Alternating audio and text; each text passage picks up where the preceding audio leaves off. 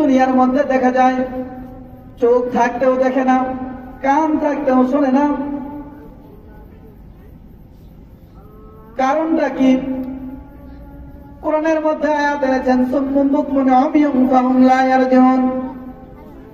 আসলে তারা কানে শুনবে না, চোখে দেখবে না। কলমটা তাদের অন্ধকার হয়ে গেছে। এই কলম থেকে কেউ যদি পরিত্রাণ পেতে চায়, আমি যে আয়াত করেছিলাম ইল্লাল্লাযীনা আমানু ওয়া আমিলুস সালিহাতি ওয়া তাওয়াসাউ বিল হাক্কি ওয়া তাওয়াসাউ বিস সাবরি, এই চারটা কাজ যার মনের মধ্যে পাওয়া যাবে, যার চলাফেরা রীতিনীতির মধ্যে থাকবে, সেই ব্যক্তি পরিপূর্ণ ঈমানদার হিসেবে গ্রহণযোগ্য হবে। দুনিয়াতে শুধু শান্তি চায়, শান্তি চায়, কিন্তু দুনিয়ার শান্তি তার চেয়ে তো বহু দূরে আগায় যায়। শান্তি কেন আসে না? ইসলামের রীতিনীতি আপনার আমার মধ্যে যদি থাকে, তাহলেই দেখা যাবে আপনার আমার কলবের মধ্যে শান্তি প্রয়োগ হয়ে যাবে।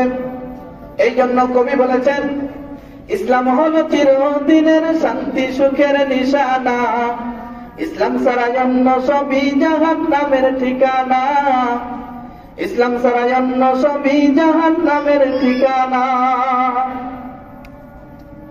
সম্মানিত হাজিরিন, যতটুকু আলোচনা করলাম আর যা শুনলাম, আল্লাহ পাক রব্বুল আলামিন আপনাকে আমাকে যেন এই কথার উপর আমল করার তৌফিক দান করেন।